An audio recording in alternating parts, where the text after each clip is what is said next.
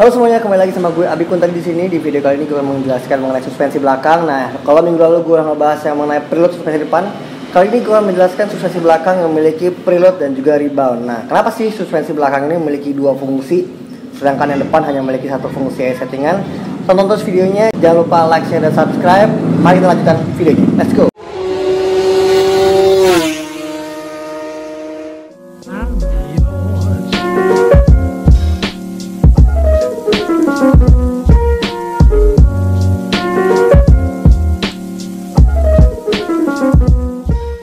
Oke guys, jadi di suspensi belakang ini memiliki dua settingan, yaitu rebound dan juga preload.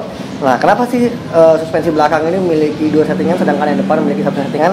Nah, karena simpelnya adalah bobot belakang ini memiliki bobot yang lebih berat, yaitu menopang pengendaranya itu di bagian jok, dan juga memiliki penggerak roda belakang, yaitu dari mesin ke gear belakang. Jadi dia pengendaraannya jauh lebih berat dibanding shock depan, dan juga fungsinya bisa lebih variabel gitu. Oke guys.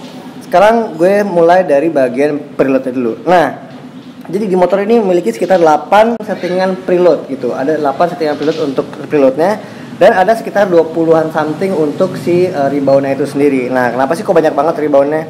Ya pasti makin banyak variabelnya makin bagus ya gitu. Jadi apa sih fungsinya untuk preload itu sendiri yang bagian belakang?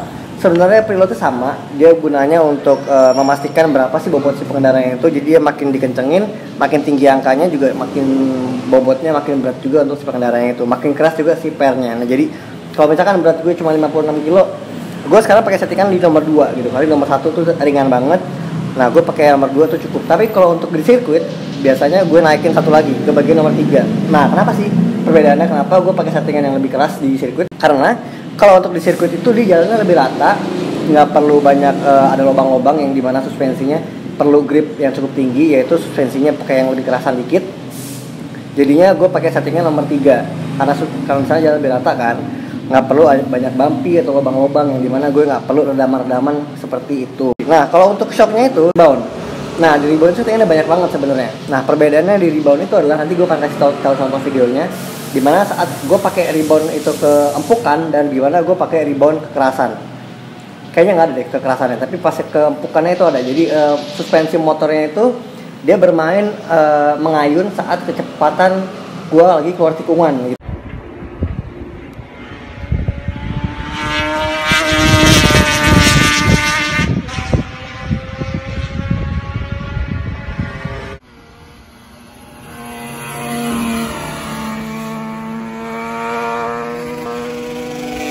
Nah pas lagi keluar tikungan tuh ada suaranya tuh kayak nah pas dia kayak gitu tuh, itu pak suspensinya tuh ngayun-ngayun gitu karena dia terlalu empuk. Nah kalau terlalu keras, gue sebenarnya pernah tapi nggak ada videonya, sayangnya nggak ada footage-nya. Kalau kekerasan itu motornya itu belakangnya kayak lompat-lompat, jadi kayak gripnya gini nih. Ini aspal, karena jalannya dia motornya tekan terus kan, badan tuh gini, kayak gripnya tuh hilang-hilang gitu. Kalau dia keempukan tuh dia ngayun-ngayun. Kalau untuk di kekerasan dia kayak gitu gripnya, kayak tek gitu. Nah jadi dia diperlukan banget settingan saat sebelum masuk sirkuit, diputerin sekitar 2 sampai 3 4 lap untuk memastikan berapa sih settingan suspensi yang benar untuk depan bagian belakang gitu. Nah menurut gue ini krusial banget settingan belakang ini, karena bagian roda belakang itu kan sangat berperan penting ya saat untuk pelajuan si motor itu, kecepatannya itu. Nah kalau misalkan di kekerasan itu bisa sliding atau keempukan pun juga bisa sliding juga. Jadi untuk mendapatkan grip yang optimal ya harus disetting keduanya itu dengan proporsi yang sesuai dengan bobot pengendara maupun kondisi track dari si motor itu tersebut. Oke guys. Nah jadi nanti gue kasih tahu nih perbedaannya kalau misalkan ini suspensinya sekarang lagi ada di settingan medium kayaknya reboundnya. Sekarang mari kita lihat videonya. Oke guys, sekarang ini lagi ada di settingan normal yang dia nggak terlalu keras, terlalu empuk. Gue akan kasih lihat perbedaannya saat suspensi reboundnya ini dites ya. Oke, sekarang mau tekan dulu. Ini adalah settingan normal. Kelihatan ya shocknya naiknya gimana. Nah sekarang gue akan kerasin shocknya dan kita lihat bagaimana perbedaannya.